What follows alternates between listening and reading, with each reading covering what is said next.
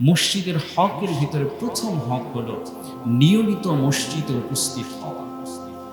দৈনিক কমপক্ষে 5 বার 5 ওয়াক্ত নামাজে যদি আমি মহল্লায় অবস্থান করে থাকি এবং সুস্থ প্রাপ্তবয়স্ক পুরুষ হয়ে থাকি, যদি সুস্থ প্রাপ্তবয়স্ক পুরুষ হয়ে থাকি, তাহলে আমার জন্য 5 ওয়াক্ত নামাজে মসজিদে উপস্থিত হওয়া এটা মসজিদের হক।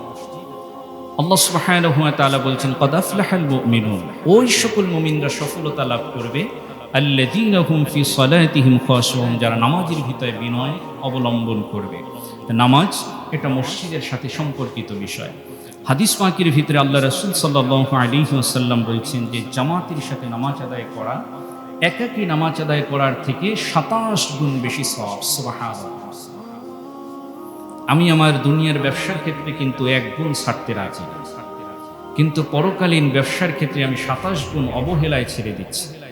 আবার সেক্ষেত্রে একমাত্র আবু হানিফা ছাড়া বাকি 3 জন ফকিহ যারা, আহমদ ইবনে হাম্বল, ইমাম মালিক, ইমাম শাফি, এই আবু হানিফা ব্যতীত বাকি 3 জনের মতে কিন্তু মসজিদে জামাতে অংশগ্রহণ করা হলো এটা ওয়াজিব, ফরজের পর্যায়ে, অর্থাৎ একাকী নামাজ পড়লে সেটা হওয়ার কথা।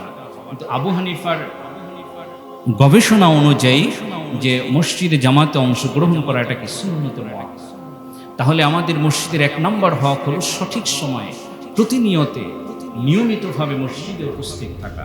2 নম্বর হক হলো আমাদের দ্বারা মসজিদ পরিষ্কার পরিচ্ছন্ন থাকা।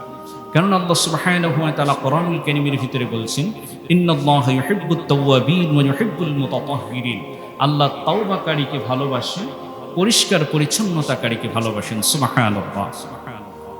হাদিস পাকের ভিতরে আমরা দেখতে পাই আল্লাহ রাসূল বলছেন, উরিদাত আলাইয়া আমালু উম্মতি, আমার উম্মতের আমল আমার সামনে পেশ করা হয়, এমনকি মসজিদ থেকে যদি একটি আবর্জনাও সরানো হয় সেটাও আমার সামনে উপস্থাপন করা হয়। সুবহানাল্লাহ।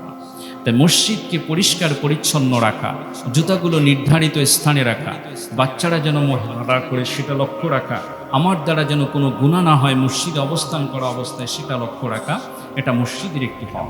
মসজিদে প্রবেশ করার পরে আদব এবং শৃঙ্খলা বজায় রাখা। মসজিদের হকের ভিতরে আদব শৃঙ্খলার ভিতরে প্রথমে প্রবেশ করে দুখুলুল মসজিদের নামাজ আদায় করা 2 রাকাত। যদি সেটা মাকরুহ ওয়াক্ত না হয়, তাহলে মসজিদে প্রবেশ করে কি করা আমাদের জন্য উচিত হলো দুখুলুল মসজিদের নামাজ আদায় করা।